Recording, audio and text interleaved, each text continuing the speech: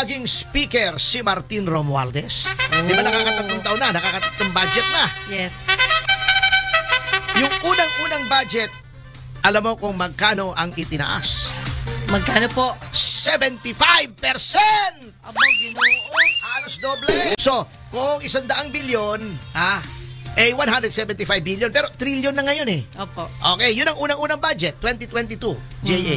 2024, JA, alam mo kung magkano ang itinaas? Yung latest budget, dahil election year. Okay. Alam mo kung magkano ang tinaas? Magkano po?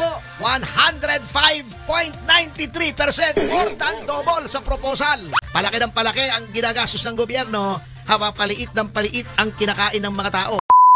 I-analyze lang natin para makita natin kung sino, which Congress, hindi ko sinasabing specific na speaker Opo. kung sinong Congress 10, 11, 12, 13, 14, 15, 16 Congress ang grabe na magtaas ng budget.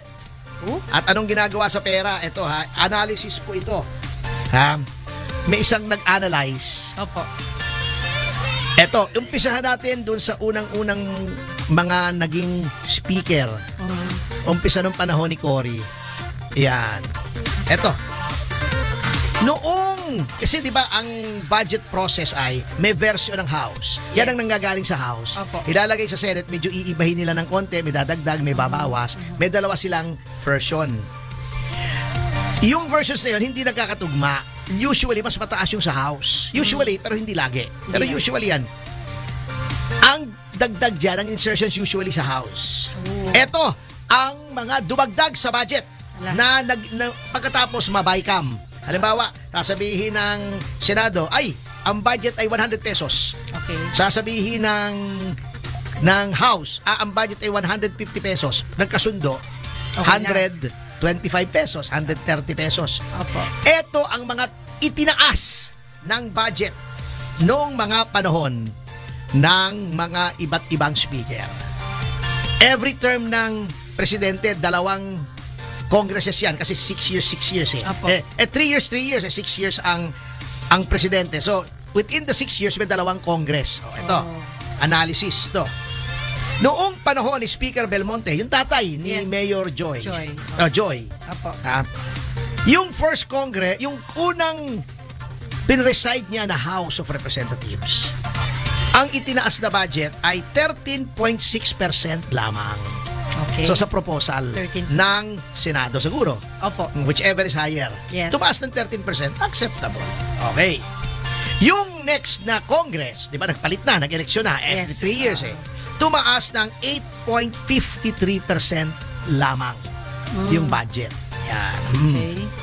Noong panahon ni Speaker Alvarez, yung kasama ko, na nagdemanda kay Speaker Romualdez, hulaan mo kung magkano ang in-increase ng budget. 30. Hindi. More? Hindi. 0%. Hindi na tinasan.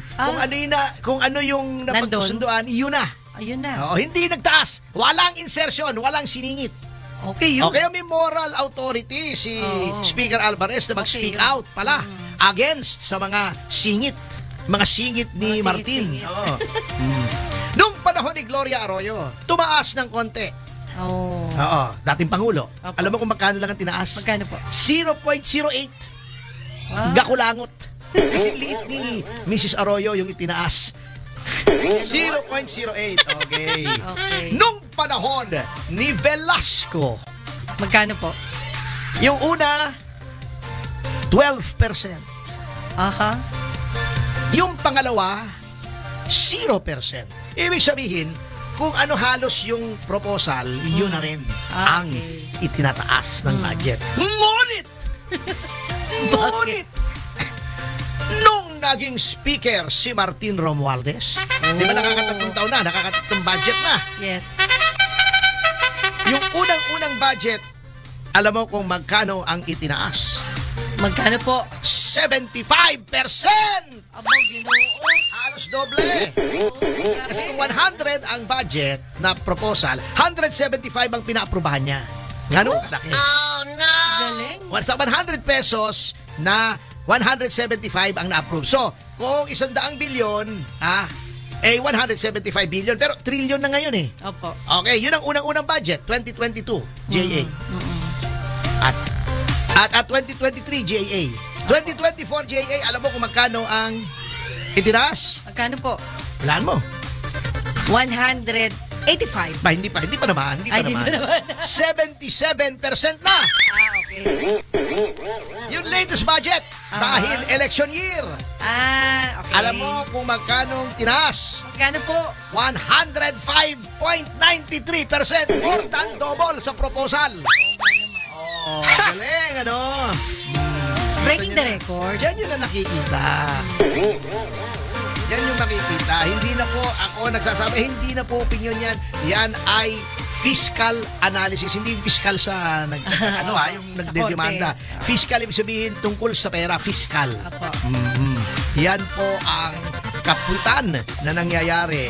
But notwithstanding na palaki ang budget, parami ang nagsasabing sila ay gutom. Parami ang nagsasabing sila ay mahihirap. Waitek! Saan pupunta yung pera? Hindi sa taong bayan. Kasi yung PhilHealth, kinuha pa nga eh. Naalala ko yun eh, hindi ako makapagpigil tuwing may mga nakakasabay akong PhilHealth ng mga tao sa elevator kasi nandito lang ang PhilHealth. Anyway, para hindi po tayo maaburido, ay bigay na natin yung ating special guest dito. Yes. Para sumaya naman tayo at naaburido tayo na bagamat palaki ng palaki ang ginagastos ng gobyerno, paliit ng paliit ang kinakain ng mga tao. Paliit ng paliit. Ha? At palaki ng palaki ang dami ng paghihirap. May krimen pa, makikidnap. Ang laki na nga ng gastos. Trillion ha. Doble-doble na ang increase. Papatahin ka pa, dumadami pa adik. Ha? Nakatakot Kikidnapin ka pa, magugutom ka pa, maghihirap ka pa, tataas pa presyo. Traffic ka pa, walang mass transportation, wala magbabayad ng ospital mo. Pagka ikaw ay na ospital, pag nagkasakit ka, kamote ka. Kaya ingat. Iisip mo yung sakit. Oh, di ba? O yan ang nangyayari. Wala, total breakdown in government.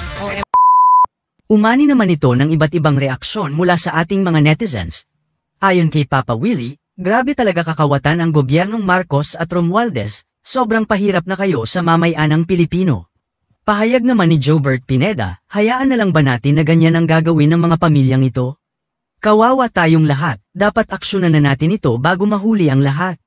At ito naman ang saloobin mula sa ating kababayan na si Noel Arteche. Napakawalang puso talaga ng speaker na ito. Kaya pala tawag sa'yo sa Congress ay the best ever speaker kasi busog sila lahat. Dapat mawala na itong Congress. Mga kababayan, feel free to comment below para maglabas ng saloobin sa balitang ito.